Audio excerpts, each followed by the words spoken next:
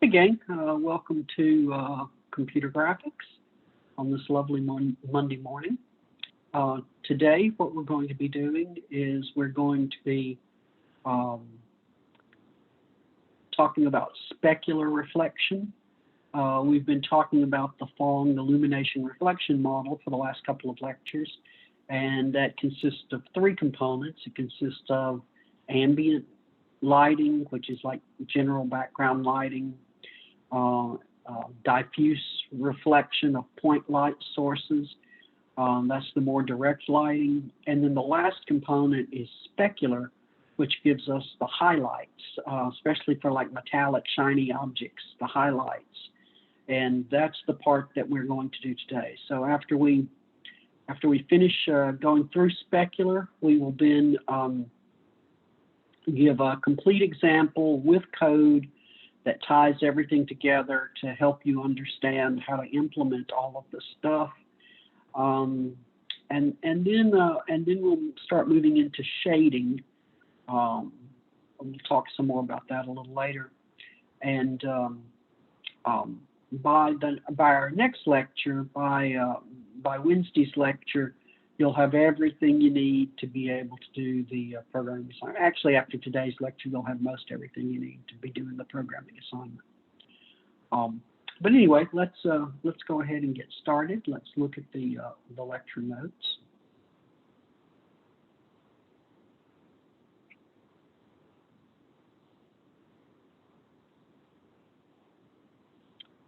So, the first thing is we had been talking, like I said, about diffuse reflection. Light is coming in from some angle, it hits a surface, it reflects equally in all directions. Because of that, while you need the surface normal and the lighting vector to get the intensity of the light that hits the surface, you don't really need to know where the viewer is because the light goes out equally in all directions. We're turning our attention to specular reflection, which is the light still coming in from an angle, from a point light source, but it gets reflected preferentially along some reflection direction or some mirror direction, as it's called. And the amount of that spread of light is controlled by something called the specular index. When the specular index is small, the light spreads out widely, okay? And as the specular index approaches zero, at zero, it spreads the light equally in all directions. So the specular highlight essentially goes away because it just becomes another kind of an ambient lighting factor. But as the specular index gets larger, the reflections are concentrated more and more around this mirror direction, the reflection direction R. So large small specular index means that the object is not very glossy, it's not very shiny, so the highlight is spread over a larger area, and it would be dimmer, of course. For shinier objects, we have a large specular index, and the light is more tightly focused around the reflection direction. You do have to keep up with, you will have to compute, and we'll talk about this in a minute, the reflection vector. So that's one thing that we're going to have to, that's a new vector that we haven't talked about before. We've talked about the surface normal and the lighting vector. The reflection vector is essentially at the same angle. The angle between the reflection vector and the surface normal is the same as the angle between the lighting vector and the surface normal. But we're going to have to do a little bit of work to get R. So in addition to the lighting vector, the surface normal, and the reflection vector, L, N, and R, you also need the view vector V, because that's where the viewer is. And essentially what you have is you have the light source, the lighting vector, the surface normal, and the reflection vector all in one plane. Right? The light rays come in, they hit the surface with some surface normal, and it gets reflected. So that's all in one plane. The user, however, is not bound by that system. The user, the viewer, can be anywhere in this three-dimensional space. And so this angle theta between the view vector and the reflection vector is not generally in the same plane as the angle phi between the surface normal and the lighting vector and between the surface normal and the reflection vector. And so where the user is can vary dramatically. Here, the viewer is essentially 45 degrees. Theta is 45 degrees from the reflection vector. So, in other words, this guy's not going to see any specular highlights because you'd have to spread. I mean, essentially, the specular highlight would have to go away for this guy to be able to see it. But this guy, this angle's much closer. I don't know what it is, say 20, 30 degrees maybe. So he's much closer to the reflection vector. So he's more likely to see the specular highlight. Now, it's going to depend on what our spec index is as to whether or not this view vector falls within that spread. If it's a very, very high specular index, the reflection is going to be, the highlight's going to be very, very tightly around the reflection vector, and it might miss us. But as the spec index begins to drop and the object becomes a little less shiny, you'll get more spread, and this guy's likely to see it. Okay? So our calculations are going to depend on all four of these surface normals: the view vector, the lighting vector, the surface normal, and the reflection vector. And it's going to depend on these two angles, phi and theta. Exciting stuff, right? And we're doing all of this just so that we can see pretty highlights on objects. Okay, it's worth it. As I sometimes tell students, well, I'm kind of embarrassed, but as I sometimes refer to it, math is a necessary evil. I don't love math. You might take my courses and see, oh, Mike got all these equations and all this stuff. Mike doesn't love math. Mike's never been very good at math, and Mike doesn't really like math. But Mike loves the things that you can get math to do for you, like neural networks and computer graphics. And so all of the things I love are highly dependent on mathematical models. So I've made peace with my gods, or I've made peace with mathematics. And in fact, when I was your age, if a prof were to say something like this, I'd go, oh, that's so bogus and stupid. But actually, the more time I've spent around mathematical models, the more comfortable I've become with them. And in fact, I now kind of see math as beautiful, believe it or not. And when mathematicians would say that when I was younger, I would go, those people are so crazy. What do they mean that it's beautiful? Well, you know, there's something wonderful about being able to describe something so precisely and so concisely. And that is the beauty of math. Anyway, little side story there, because that's all Mike ever seems to do is tell side stories. So let's look at Phong. The specular component of the Phong illumination model is the intensity of the point light source times the constant of specular reflectivity. Remember, that's different than the constant of diffuse reflectivity, times the cosine of this angle theta raised to the spec index power. Obviously, we've talked a lot about how you can compute cosines of angles as a dot product between the two vectors. In this case, the reflection vector and the view vector. As long as these vectors are unit vectors, doing a dot product will give you the cosine of the angle between them. And spec index is, of course, the glossiness of it. And we said the higher the spec index, the more tightly the light will be around the reflection vector. And of course, there are three components to R and to V, an X, a Y, and a Z. And so if you this equation, to compute it, you really need to do all of these steps. So that's why I show different versions of the equation, to make sure that you understand how to compute it. we talked, and this is where we ended up at the end of the last lecture, about, okay, well, what does this thing actually do? How does the math work? And does it reflect the intuitive description that I've given of specular reflection? And the answer is yes, it does. So the first thing we can say is, well, if R and V are identical, in other words, if the reflection vector and the view vector are identical, meaning this guy's eyeball, or it could be a girl, this genderless eyeball, if it were right here staring at the reflection vector, the view vector and the reflection vector would be identical. In this case, obviously, if the eyeball is here, you're going to see the entire reflection, and it doesn't matter whether or not it spreads out, because you're right on the reflection vector, so you're going to see it.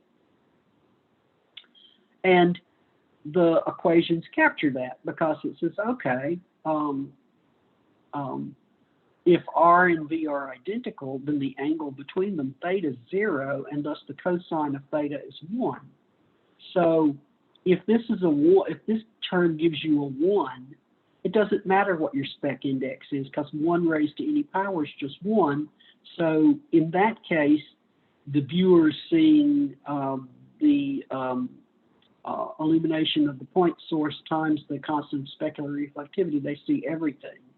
This component is just there to decrease the amount of light that is seen by the user, right?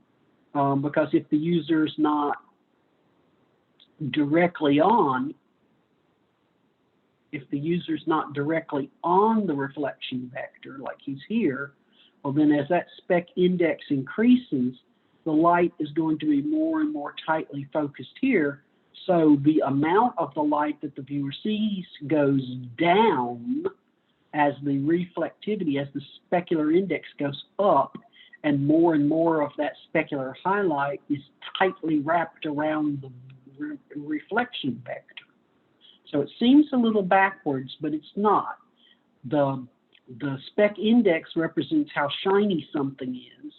And if something is very shiny, the whole highlight is wrapped really, really tightly around the reflection vector, around the mirror direction.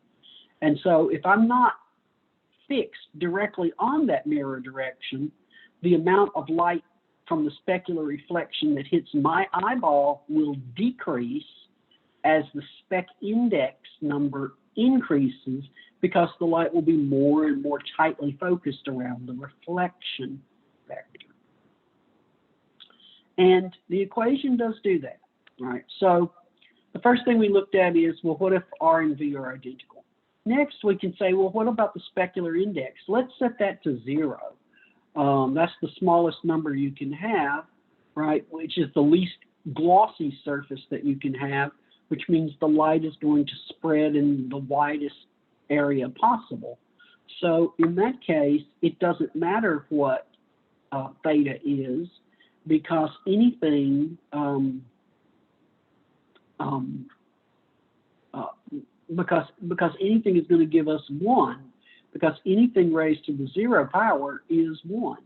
So it doesn't matter what R dot V is. It doesn't matter what the cosine of theta is. It doesn't matter what theta is.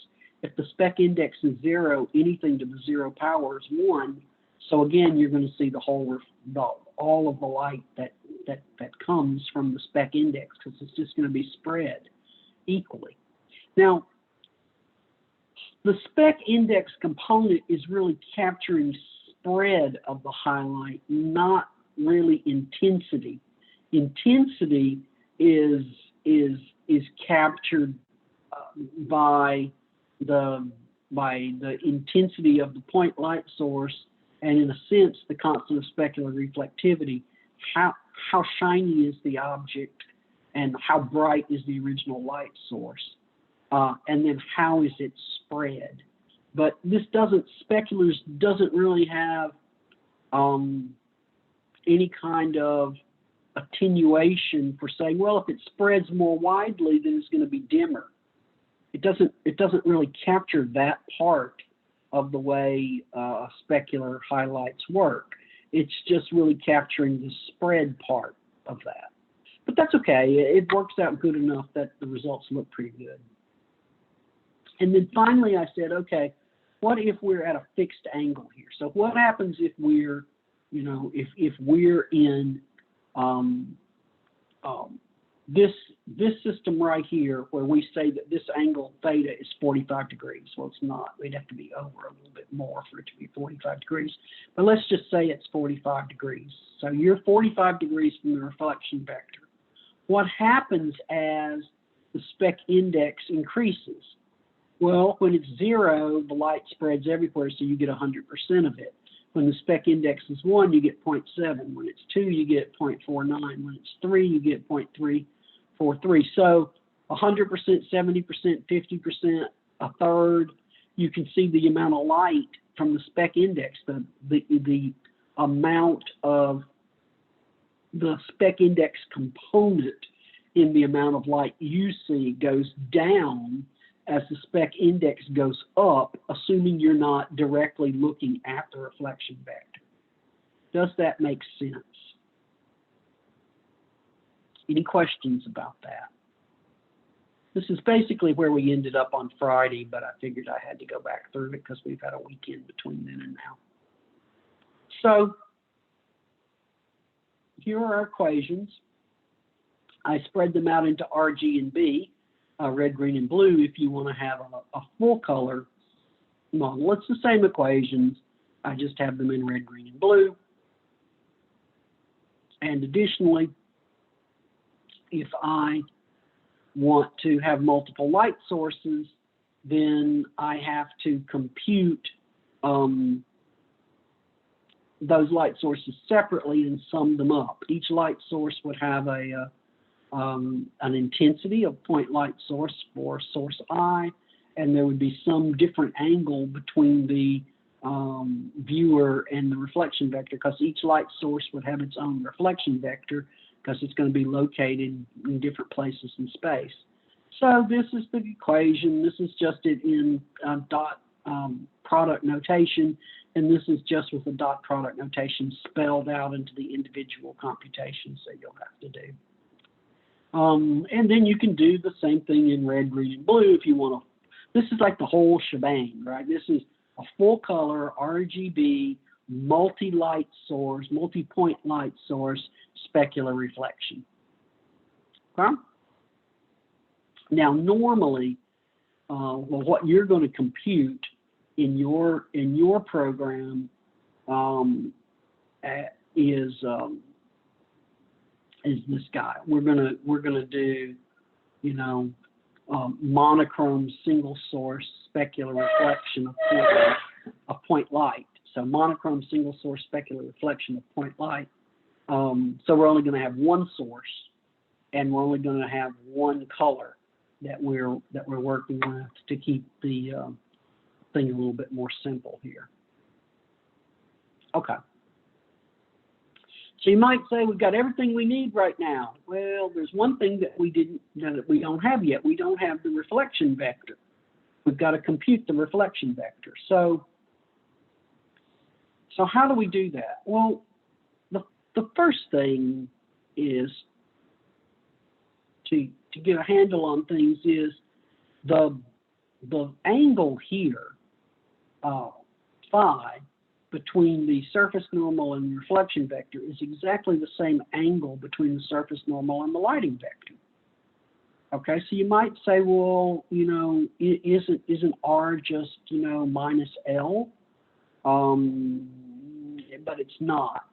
The problem is that you've got to while the angles are the same, okay, the length of R might be very different from the length of L.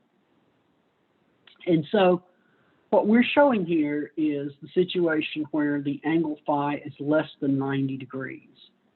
So there's going to be three cases, but this is the standard case, what you expect. This is the case where the light is hitting the surface and the light is above the surface. So this is the main case, the case where the light source is creating hitting the surface, creating a reflection, and so we need to compute the specular reflection. Okay, so how do you get R? Well, if you have, we can notice that if you have the surface normal and you have A is just L minus L, because it's the L vector flipped over. So instead of pointing towards the light source, it points from the light source towards the point. So that's A. So A is going in this direction here. And the way things work with vectors is you can do vector addition like we talked about. So if you take N and add A to it, you will end up right here. So that gives you the R vector, right? If you did vector addition N plus A. So we can say that. We can say, well, basically what we're starting with is the reflection vector is equal to adding together the vector N and the vector A. So what is A? Well, A is not minus L. It's not minus L. A is the magnitude and direction. Every vector has magnitude and direction. The direction of A is minus L. It is our lighting vector just subtracted. So it's the lighting vector going in the opposite direction. But the length of A, the magnitude of A, could be very different than the magnitude of L. So we can express things here and say, well, I can take this formula that said R equals N plus A, and I now know a little bit more about A. A has the magnitude of, the direction of minus L, and the magnitude of whatever the length of cap A is, right? Because magnitude times direction gives us the vector cap A. So the direction of cap A, that's minus L. What is its magnitude? It is whatever the length of A is. And let's call that magnitude of vector A little a. Okay? So little a. So that'll mean that A here is equal to minus L dot little a. Minus L times little a. That is what cap A is. So how do I find this value for the length of A, which we're calling little a? How do I find little a? Well, let's look at the geometry here. I have an isosceles triangle. I can drop a bisector from the apex to the base. Well, we have to turn our head sideways. This is the base, right?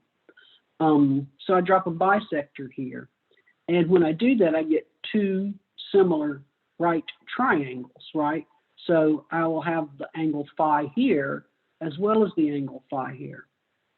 What about this base N? Well, we take all of our normals and we normalize them before we do our dot products. So the length of N is 1 because I normalized it.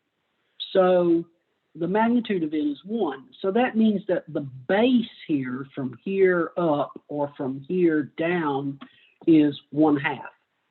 It's 1/2 N, and N is 1. So it's 1/2 of 1, which is 1/2. Okay. All right.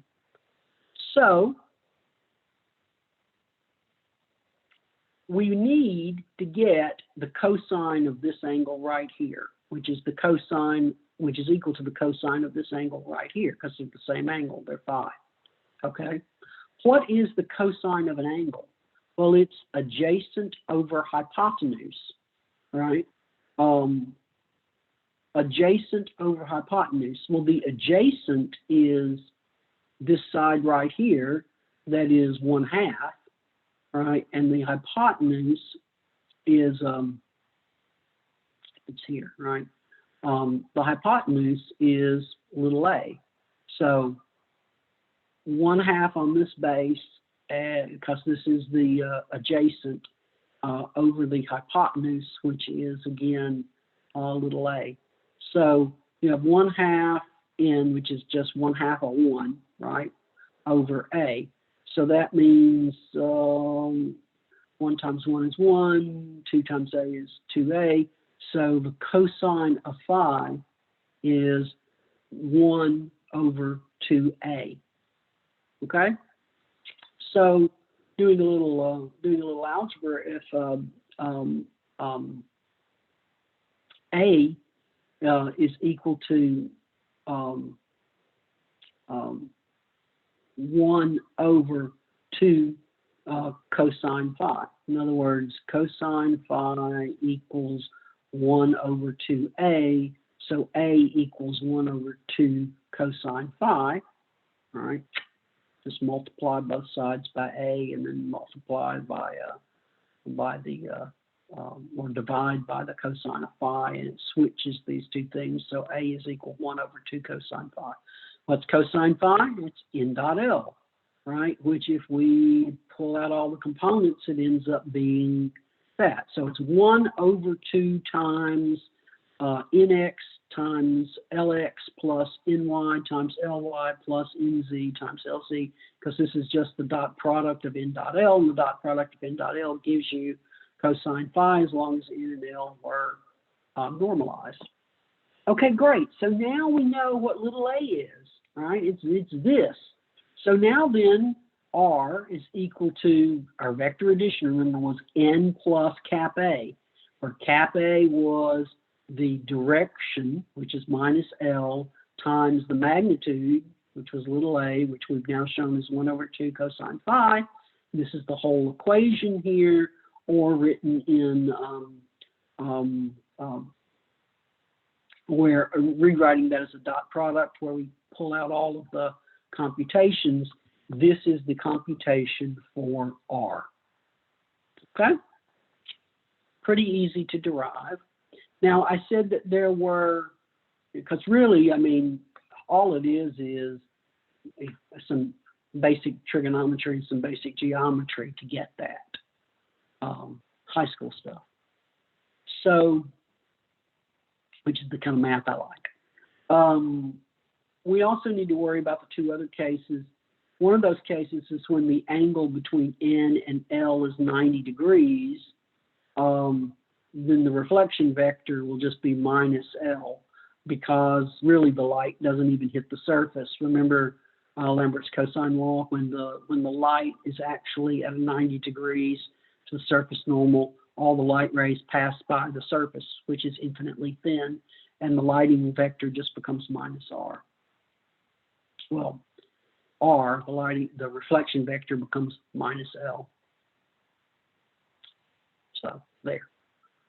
The last case is what happens when it's lit from below. Well, then the geometry looks like this. So our lighting angle is phi, which is greater than 90 degrees, which means the sun or the light source is below our plane. So you're really hitting the backside. So the angle between N and L is phi, but the angle we're going to be interested in is 180 degrees minus phi, which is this angle here, right, between L and minus N, because that's the same angle you have over here for the R, and it's exactly the same little game we played. I'm calling this cap A prime to distinguish it from the A we had in the previous one, because we're not dealing with the angle phi here. We're dealing with 180 minus phi, right, here and here. But it works out exactly the same. You can go through, you can grind through the little derivation. It's exactly the same.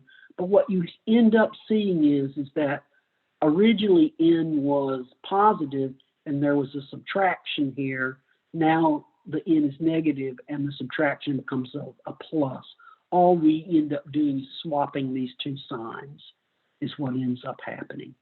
So again, this is a minus n, this is a plus here, and if you look back to the equation on the previous page, you see it's exactly the opposite. You see it's a positive n, or there's no minus in front of it, and instead of a plus, you have a minus here. So that's all that happens is when the angle is greater than 90 degrees, the sign on the n and the sign on the subtraction, they just flip. But it's the same thing. Okay. Because I'm such a nice guy, or at least I play one on Zoom, I give you here the code for computing the reflection vector in Python, and this is exactly what we just went through mathematically. Okay, so we've got a reflect vector. It takes in n and it takes in l, right? We're going to compute an r, so we started out as nothing, an empty list. We normalize our n and we normalize our l, and I have normalization down here. I actually wrote the normalization so that it'll work with an n of any dimension for the vector, so 3, a 4, a 5. I just made it general. It only needs to be a three-dimensional vector. But we take in a vector that you compute the sum of squares that starts out as 0, and then for I in range length of vector, sum of squares, you add to what you already have, the vector sub I squared. And so each, you walk through the x, the y, the z, and add that to sum of squares. And then the magnitude is simply the square root of the sum of squares. And then the vector is the original vector that was passed to it, the ith divided by the magnitude. And you just do this for each of the components x, y, and z, and you return vect. So that's how normalize works. The next line here is 2 cosine phi. Well, why is it called 2 cosine phi? Well, because what is this? It's 2 cosine phi, right? 2 times cosine of the angle. So 2 cosine phi is just 2 times n dot l, right? N sub 0 times L sub 0 plus N sub 1 times L sub 1 plus N sub 2 times L sub 2, x, y, and z. 2 times that's 2 times cosine of phi. If that's greater than 0, we're good. That means our angle is less than 90 degrees. So for I in range 3, here's our little equation. N sub I minus L sub I over 2 cosine phi. X, Y, Z. That builds the reflection vector. Otherwise, LF cosine phi equals 0, well then the reflection vector is just minus the lighting vector. And else, I don't have a test for it, but the only other case is 2 times cosine phi is less than 0, which means the angle, the lighting angle is greater than 90. In that case, you just, where this was not minus, you minused this, and where this was minus, you plussed it. It's exactly the equations that we just covered. Okay? And that gives us the reflection vector. Any questions? Am I frozen? No? Maybe? Hopefully? I'm a member of Alcor, so I will be frozen at some point. That was a joke. Came back. Okay, good. Any questions about this? Computing the reflection vector. Okay. Well, super duper. Now we've got everything we need to compute the Phong point illumination model. We've gone through our ambient, which I've got in green. We've gone through our diffuse, which I've shown in blue. We've gone through our specular, which I've shown in red. So we put it all together, and that's the equation for monochrome single source Phong illumination. Great. Now, of course, we can expand it. We can go and have a full color model of Phong where we have red, green, and blue, right? And of course, we can go to a multi-light source, monochrome, all right, where we've got multiple light sources, so we've got to index our light sources. Each light source will produce a diffuse component and a specular component. And then you can have the full red, green, blue, RGB, multi-light source, Phong illumination reflection model. And here is the granddaddy. Okay.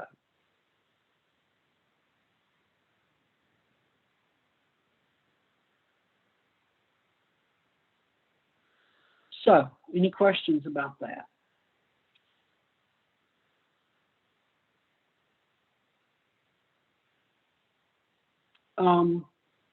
A couple of things.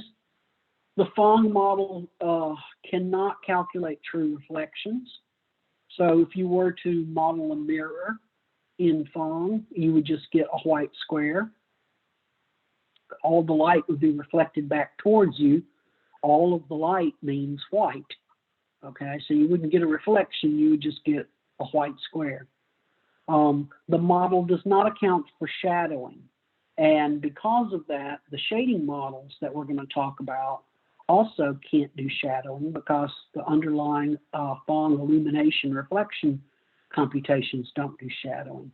What do we mean? What do I mean by they don't do shadowing? Well, let's go back to scroll. And by the way, this is a tiny part to answer Andrew's question of the assignment. It is not the entire assignment by any stretch of the imagination, but it is one of the methods, well, two of the methods, if you consider the normalization method, that you'll need in the program. Let me go back a little further. I want to talk about why there's no shadowing in Phong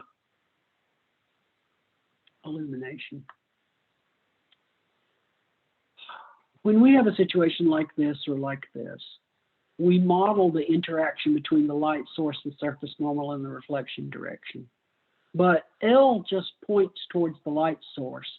There is no calculation attempted to see if there are any objects between this point on the surface of the object that we're rendering and our light source. Maybe there's a giant moon that's eclipsing the sun between us and the sun. Phong will render this as if there were no occluding moon between the sun and the surface because it doesn't check to see if there's any objects along this lighting vector path that would occlude the light from reaching this point. So because of that, there is no shadow. Okay? Does that make sense? Does that make sense as to why there are no shadows here?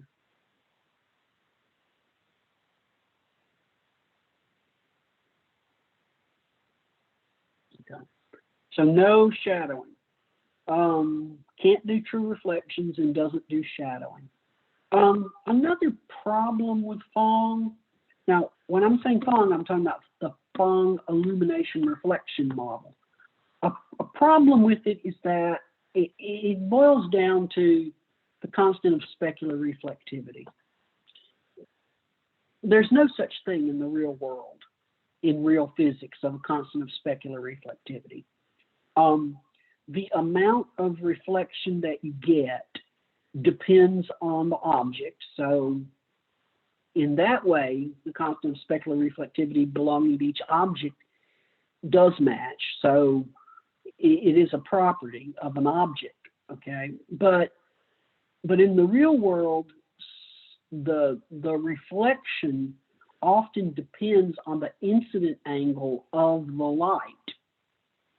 So back to, I really should have repeated it, I guess.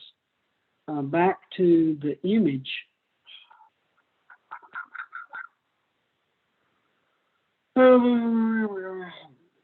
That's not English.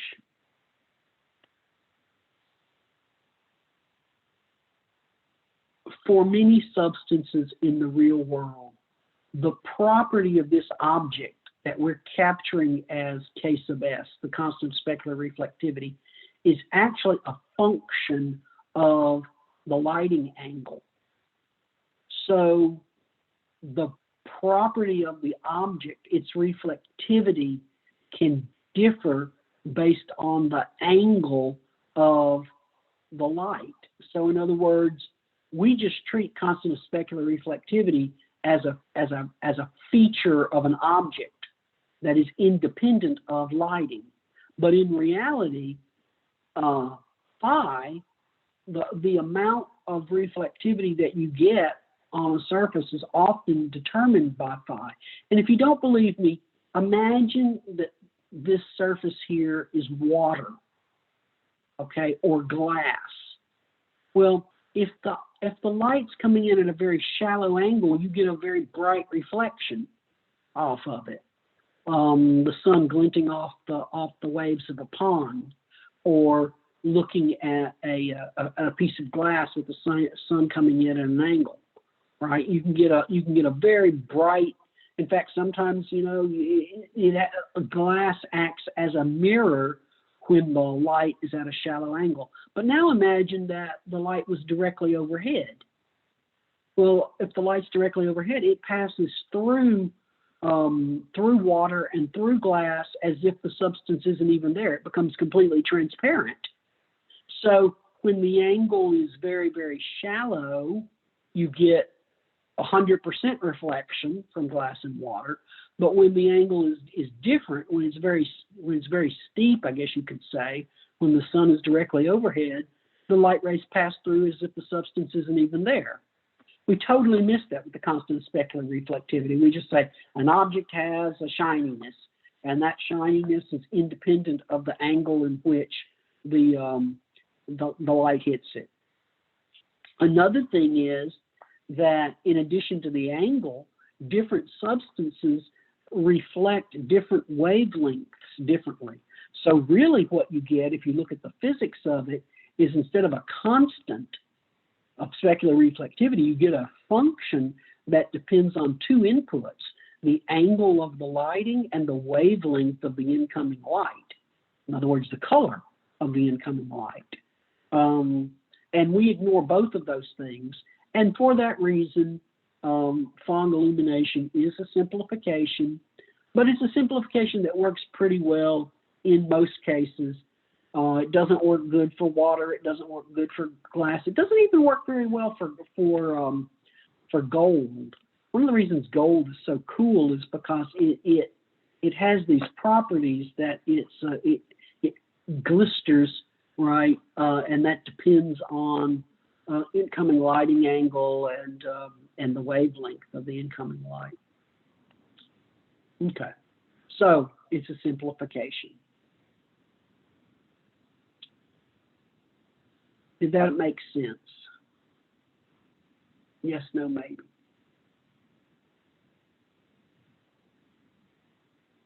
Okay. All right. So next what we do is I want to take all of this and I want to put it together. Okay? I want to put the whole thing together into a program. And what I'm going to present a program that does the 20 spheres example. And this is a very popular example when you're first learning about the Phong specular illumination, or actually the whole Phong illumination model, all of the components, ambient, diffuse, and specular. Because what it does is it's a little grid of spheres, right? Each of these spheres is lit by a light source that comes in at a 45-degree angle over the user's left shoulder, or right shoulder, 45-degree angle over the user's right shoulder. And here, you might say, well, these all look black. Why do they look black? Well, because we're at the top here, we have the constant of diffuse reflectivity and the constant of specular reflectivity. And we're setting up this ratio, so the ratio is going to be 1, right? But here in this column, there is no diffuse reflectivity. So that means ambient's turned off and diffuse is turned off because both of those use the constant of diffuse reflectivity, and we've set them to 0 here. The entire lighting that we're getting here is the constant of specular reflectivity, so that's why all of these have a highlight. Also notice that as we go down row after row, our spec index is increasing. Remember I said that as the spec index goes up, the reflection will be more tightly focused? That's why you have a little dot here, and that's why you have a much wider spread here. Because when the spec index is lower, it's spread over more of the sphere, and as the spec index increases, it becomes tighter and tighter and tighter. Eventually it would get down to a pixel and you wouldn't be able to see it, but it gets, as this number goes up, as the spec index goes up, the highlight becomes tighter. The exact opposite case is over here on this column. On this column, specular is turned completely off. So you don't get anything from the specular component. Diffuse is 100%, so you're getting your ambient and your diffuse here. And so each of these, your eye's not tricking you, they all look exactly identical. Why do they look identical? Because K sub S, the constant specular reflectivity, is 0, and 0 to any power is 1. So, sorry, that is true. But because the result of the cosine of the angle, it doesn't matter what power you raise it to, because ultimately you're going to be multiplying the specular component by the constant specular reflectivity. If we have that as 0, it turns it off. Now, what about these columns in the middle? Well, as you go across here, the constant of diffuse goes from 0 to 25 to 50 to 75 to 100%, and the constant of specular reflectivity is going from 1 to 75 to 50 to 25 to 0. So if you look at this row in the middle here, don't edit your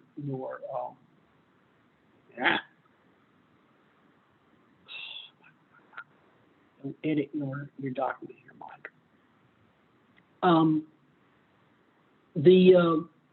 Here it's the most balanced, because about half of your lighting is coming from diffuse and about half of your lighting is coming from specular. Okay, you can still see the highlight shrinking as the specular index goes up, but you can still see we're still getting some lighting here on the back side. I would say actually the most visually appealing is probably setting the constant of diffuse at 75 and setting the specular at 25. That way the back side's not quite so dark, right? But you still get to see the highlight pretty clearly. Okay. So we're gonna compute some code here. We're gonna display some code here, and that computes this thing. And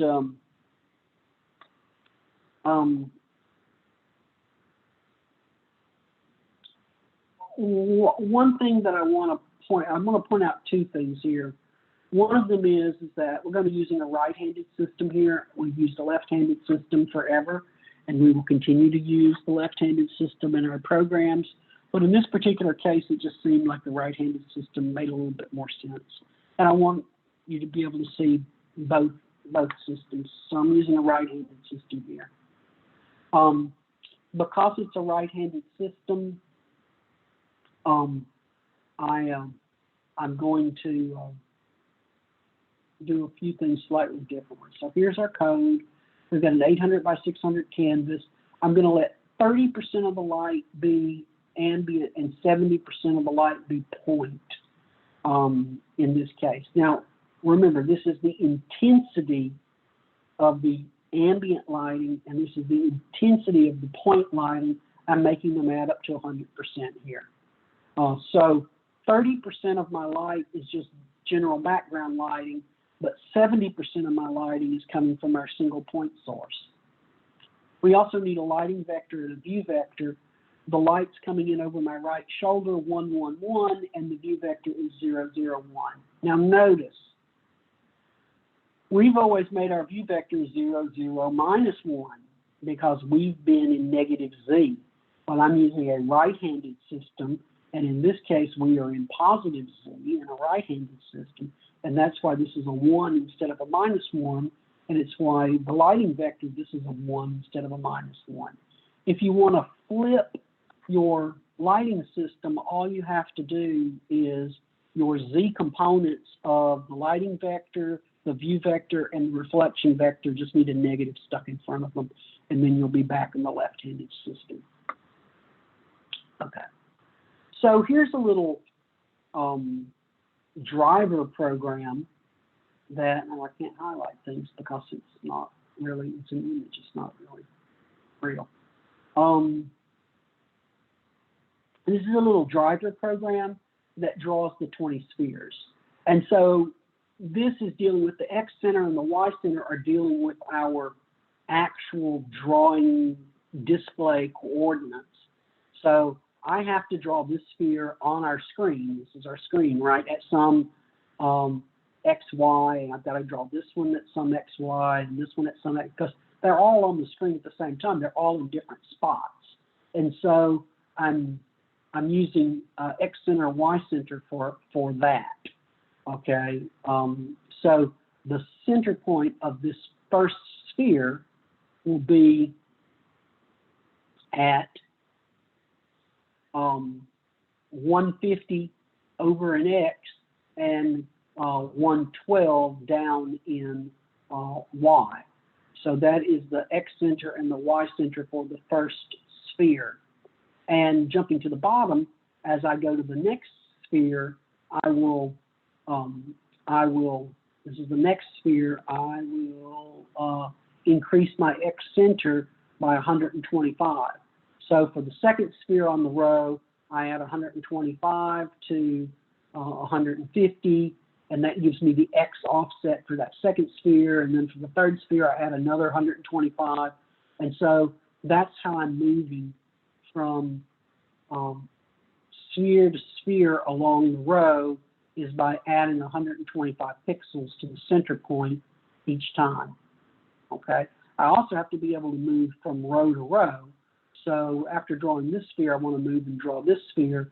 So I'll have to reset my X back to its original value and add something to the Y. And that ends up being down here at the bottom, where I reset my X center to 150 and I add 125 to my Y value. So that's how I'm moving. That's how I'm getting each of the positions for the spheres. Now, each of these spheres will be locally drawn. So I was just talking about the global components, but locally we're defining the center point as 0, 0, 0, 0, and in fact 0, 0, 0. So we're defining locally the center points of each of these things as 0, 0, 0. So you can think of it, if you want to, as if we're doing 20 different projections, each of them in their own little region, where we're doing, where we have local coordinates, where we've got the 0, 0, 0 at the center of the sphere.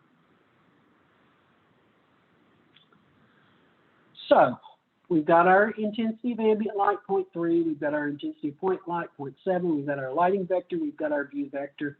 We're in our render 20 spheres. We get the center point, x, y, of the first sphere.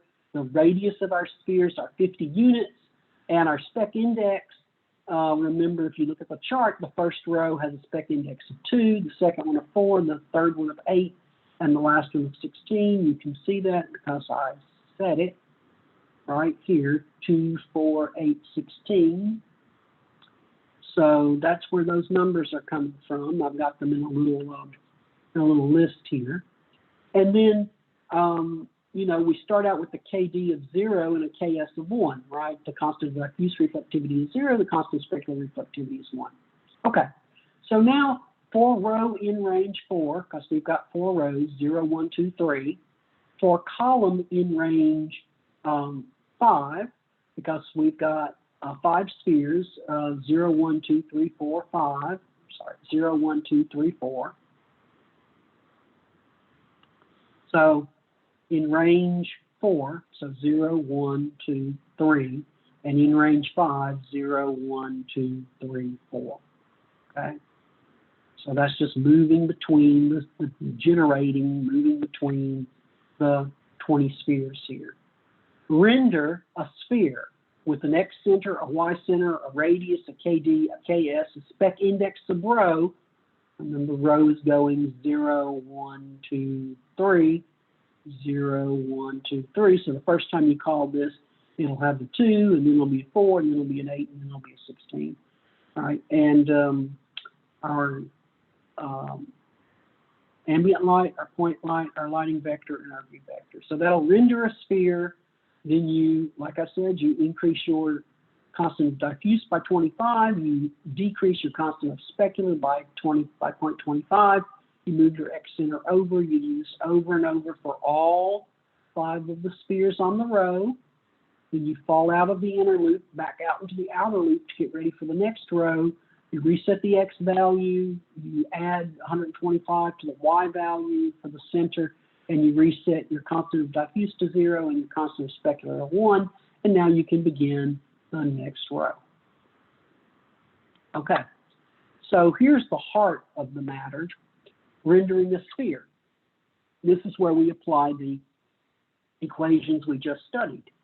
So first thing I want to do is I want to normalize my lighting vector, and I want to normalize my view vector. I gave you normalize in the previous example that we've been looking at when we had computed the reflection vector. Compute an ambient component. Well, that's just IA times KD, right? So we compute our ambient here. Now we need to go in to draw our sphere. Now, you might be thinking to yourself, Mike, this isn't a lot of code, and I haven't seen you do anything with defining polygons here. Everything I've done so far has dealt with polygons. And that is true. Everything you have done so far dealt with polygons. But that doesn't mean that polygons are the only way to model an object. If an object happens to have a simple underlying equation for it, we can create the surface of the object from that equation. So I'm not going to approximate a sphere by 100 tiny polygons, which would be a pain in the poopish, as my Polish grandmother used to say, right? Instead, I'm going to define it from the underlying equation for a sphere. So for simple surfaces, or for simple objects like spheres, maybe cubes, and for planes, you can represent those directly from their underlying equations.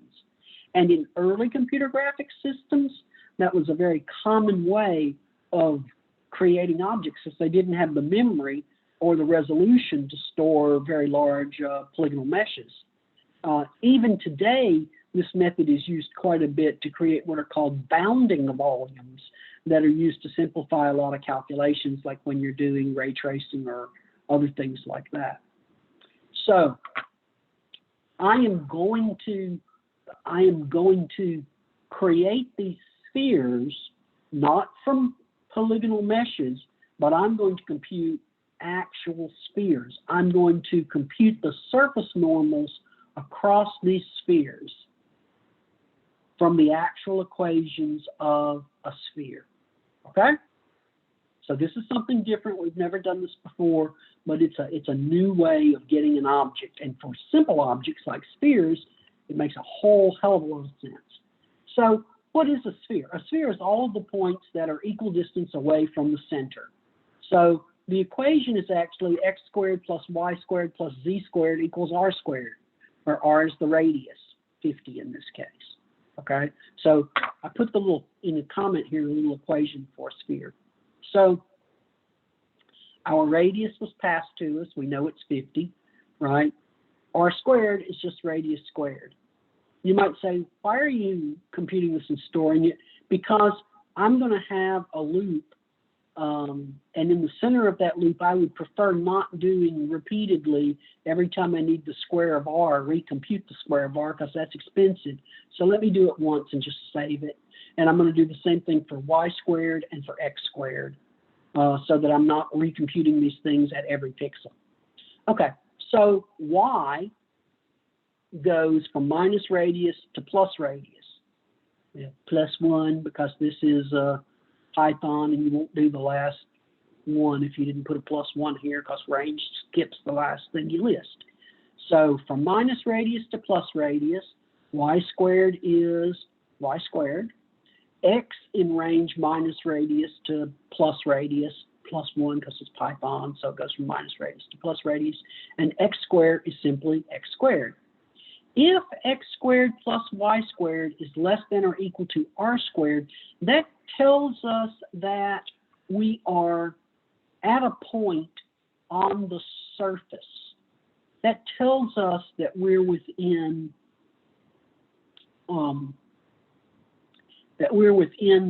the range that we're going to be painting here, is what that tells us.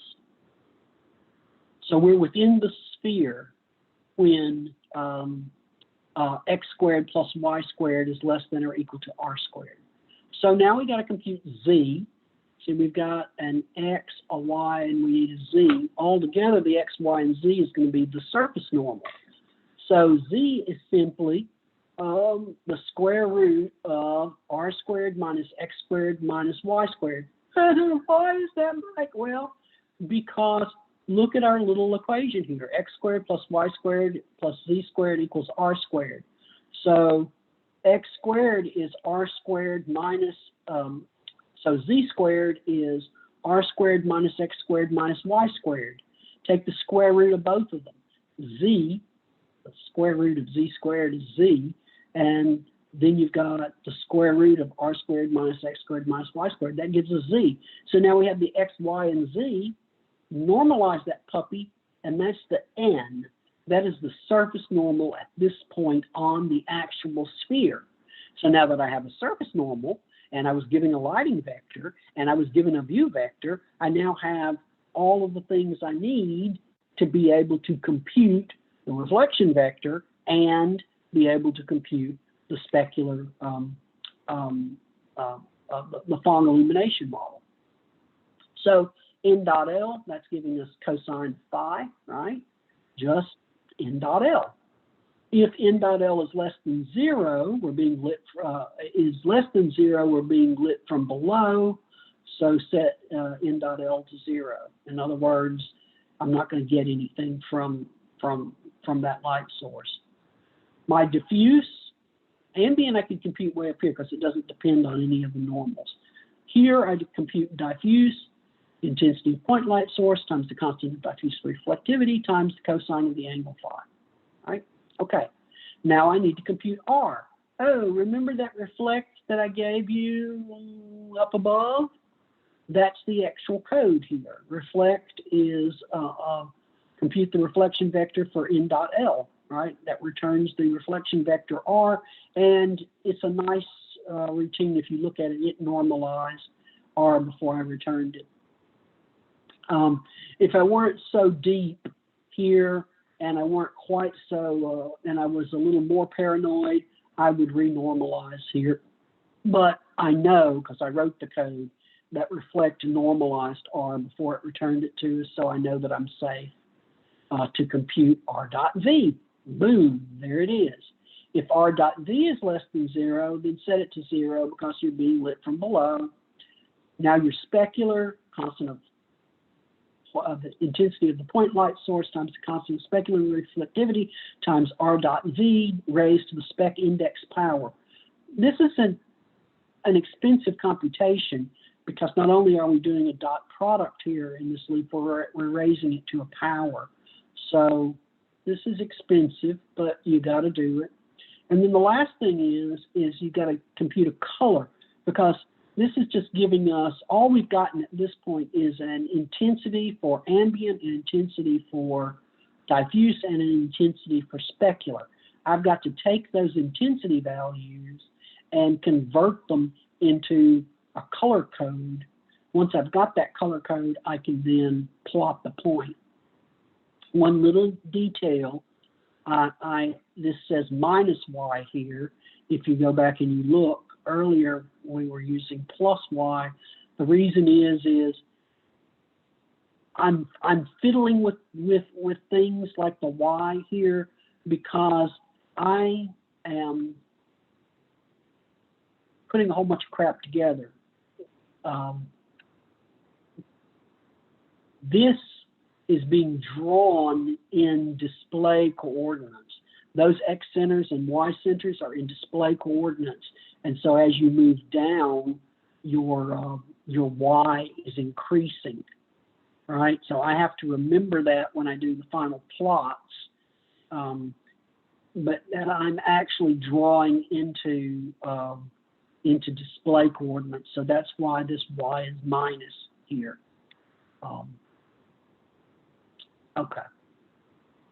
Okay, all right. So that's pretty much everything except for now. If you're a little rusty on the math of spheres, I talk a little bit more about computing the surface of the object here and the math for that. I talk a little bit about the create line. We need to talk about the hex color code here because we need a code that's exactly in this form here. Pound, hex digit, hex digit, hex digit, hex digit, hex digit, hex digit. And right now all we got is an intensity. Well, if you look back, our spheres, we drew them all in green. So we're going to be mapping our intensity to the green channel here. So this is the code that gets us from intensity values to a color string that I can actually use in my fill line. So this says combined color code, color hex code, ambient plus diffuse plus specular. What is this color hex code thing does? It takes in an intensity, right? Because here when I call it, I'm adding together all three of our component intensities. So it takes in an intensity. This is the overall lighting intensity. I then convert that to a string after I multiply that intensity by 255 because it needs to be a hex string. I round it because I can't have fractions, and then I convert it to hex, and then I convert it to a string. So now I've got a hex string, but I need to check and make sure that the first character is not a minus sign. I added this code because originally I got an error condition and I wanted to go ahead and catch it. So if you've got a negative here, you did something wrong. You probably didn't normalize your vectors properly, or maybe you didn't set one of those dot products to 0 if they came out negative. You did something wrong, so I'm catching it here and I'm printing out an error and I'm just returning a 0, 0 for that value. Keep the program from crashing. So this should not happen. This is code that tries to catch an error if you're improperly using this function, passing it a negative intensity. Assuming your intensity is not negative, I get rid of the OX because when I convert this thing to string or hex and then to string, it'll have a 0x in front of it. And so I got to get rid of that because I'm not expecting it.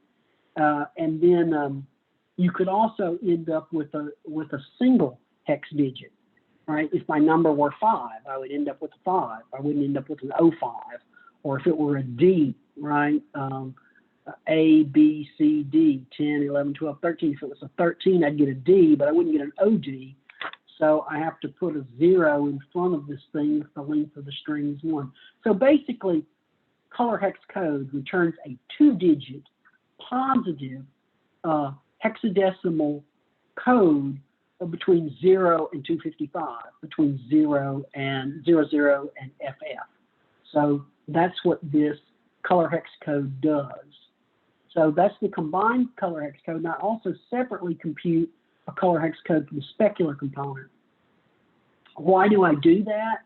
Because my ultimate color string is pound spec hex color plus combined color code plus spec color code.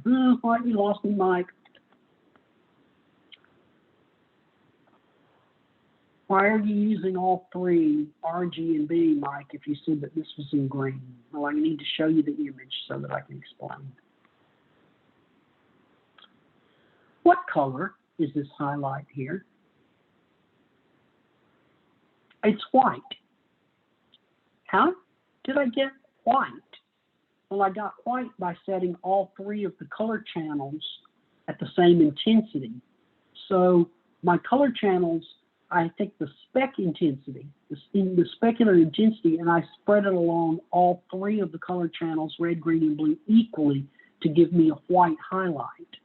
Everything else I only put in the green channel.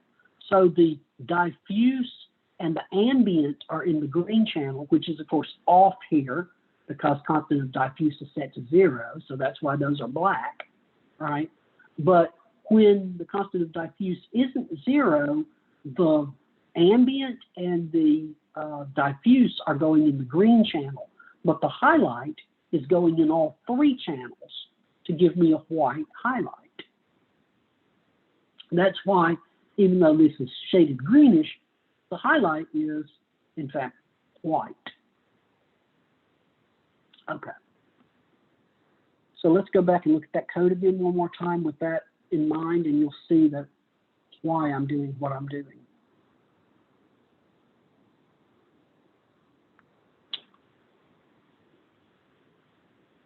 When I get to this part right here, color hex code is giving me a string. All right.